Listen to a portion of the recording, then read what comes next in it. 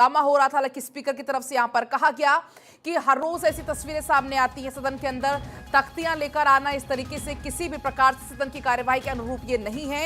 उसके बाद भी विपक्ष शांत नहीं होता है, लगातार वहां पर हंगामा हो रहा था, शोर हो रहा था और इसी हंगामे के चलते एक बार फिर सदन की कार्यवाही दोपहर 12 बजे तक के लिए स्थगित कर दी गई है।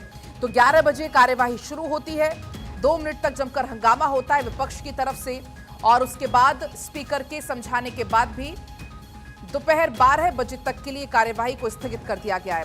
पॉलिटिकल एडिटर हमारी अदिति नागर जुड़ चुकी है इस वक्त हमारे साथ। अदिति, फिर वही हुआ, प्रश्नकाल शुरू होता है, जमकर हंगामा होता है, स्पीकर हालांकि समझाइश देते हैं लेकिन हंगामे के चलते एक बार फिर से सदन की कार्यवाही 12 बजे तक के लिए स्थगित।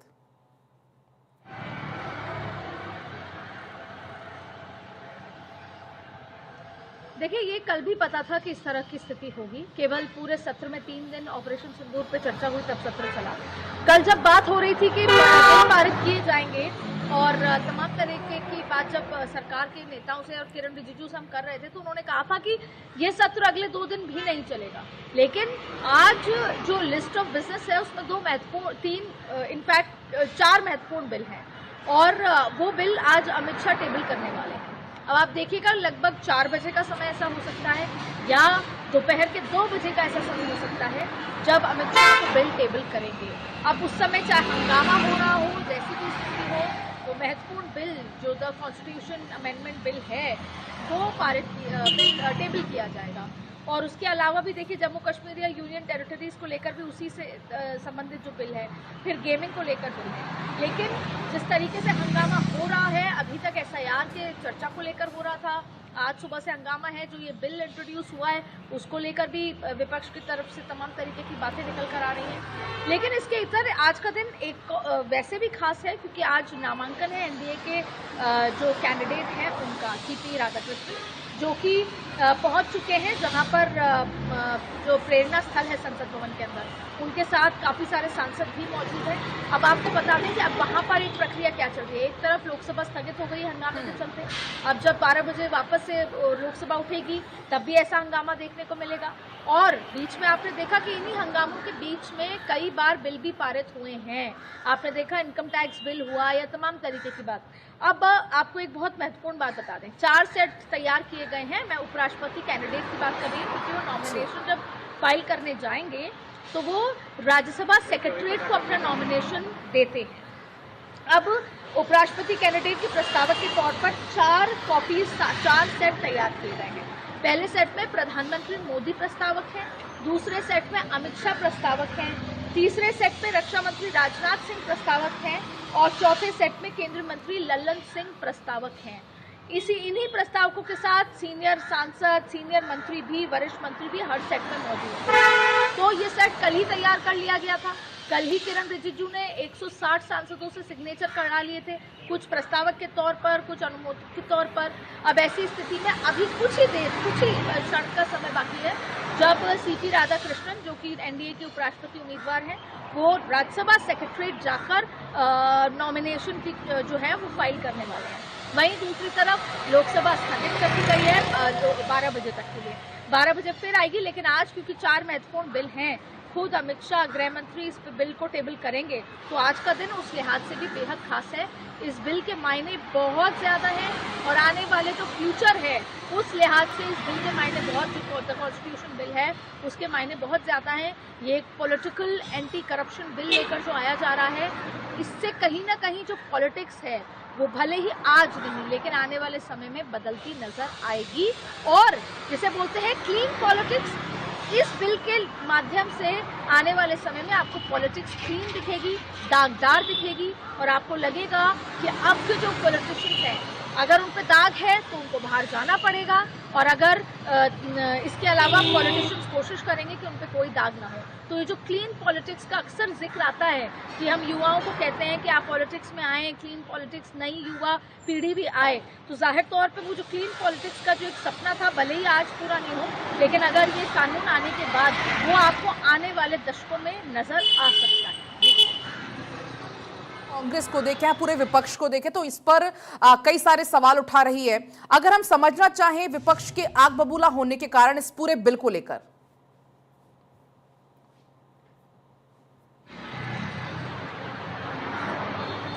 देखिए, अलग अलग बातें हैं। विपक्ष कह रहा है कि इसमें त्रुटियां हैं, विपक्ष कह रहा है कि बिल को टेबल करने से पहले कॉपीज, हालांकि सरकार कह रही है कि कल रात को बिल अपलोड कर दिया गया था, सभी सांसदों का एक पर्सनल पोर्टल होता है उस पर अपलोड कर दिया गया था, लेकिन विपक्ष का मानना है कि ये गलत तरीके से जबरन बिल को टेबल किया जा रहा है। जाहिर तौर पर उनके अपने एक पार्लियामेंटेरियन के लिहाज से कुछ तर्क हैं। अब ऐसी स्थिति में आज टेबल किया जाएगा, संभवतः उसे सेलेक्ट कमेटी के पास भेज दिया जाए, तमाम तरीके की बातें हैं।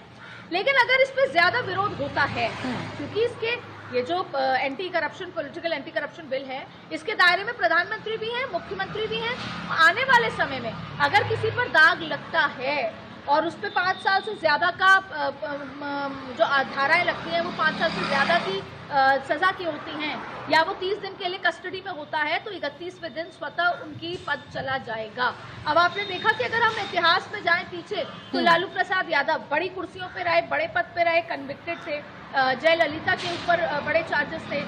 अब अगर हालिया का देख लें तो अरविंद केजरीवाल लंबे समय तक जेल में रहे, लेकिन उन्होंने पद नहीं छोड़ा। तो अब इस बिल के बाद शायद ऐसा ना हो पाए। ये कब से लागू होता है? ये पुराने जो जैसे बोलते हैं कि केसेस हैं उन पर भी लागू होता है, या आज के बाद से जो जब ये बिल पारित हो जाएगा उस दिन के बाद से जो केसेस आएंगे उस पर लागू होता है? ये बिल में और फर्दर पता लगेगा जब आज अमित शाह टेबल करेंगे। लेकिन हाँ, अगर विरोध इस पर होता है तो एक बार फिर बीजेपी ये कहेगी कि किस बात का विरोध। अगर पॉलिटिक्स को क्लीन करने की कोशिश है, अगर दागदार चेहरे पॉलिटिक्स में रहेंगे तो कैसे होगा, बेदाग चेहरों को लाने की कोशिश है, या ऐसी स्थिति में तो ये करप्शन के लिहाज से विपक्ष को घेरता हुआ नजर आएंगे भारतीय जनता पार्टी। तो ज्यादा अगर विरोध किया गया, क्योंकि ये एब्सोल्युटली इसके अंदर पीएम भी आएंगे, सीएम्स भी आएंगे, और आज की तारीख में ज्यादा मात्रा ऑफ सीएम्स बीजेपी के हैं, तो ऐसी स्थिति में अगर विपक्ष ने विरोध किया, क्योंकि ये सत्ता में बैठे लोगों के लिए है, तो विपक्ष पे सवाल उठेगा कि वो करप्शन को देश से क्यों नहीं हटाना चाहता। लेकिन फिलहाल अभी तो सिस्टमैटिक सवाल उठा रही है, पार्लियामेंट से संबंधित सवाल उठा रही है, बिल इंट्रोड्यूस करने से पहले के तमाम जो प्रोसीजरल सवाल उठाए जा रहे हैं। लेकिन ऐसे में आगे क्या कुछ होता है वो आज जब अमित शाह टेबल करेंगे तो चीजें और बेहतर तरीके से साफ सामने नजर आएंगी। लेकिन अदिति, लगातार विपक्ष ये कह रहा है कि कुल मिलाकर कोशिश ये है विपक्ष को कमजोर किया जाए, विपक्ष को अस्थिर किया जाए, तो कुल मिलाकर कड़े विरोध का सामना करना पड़ सकता है। अभी भी हमने देखा कि जैसे ही कार्यवाही शुरू होती है हंगामा होता है, स्थगित हो जाती है। तो क्या इस हंगामे के बीच में, कड़े विरोध के बीच में आज मान लिया जाए कि ये बिल टेबल हो जाएगा, यहां पर पेश हो जाएगा बिल?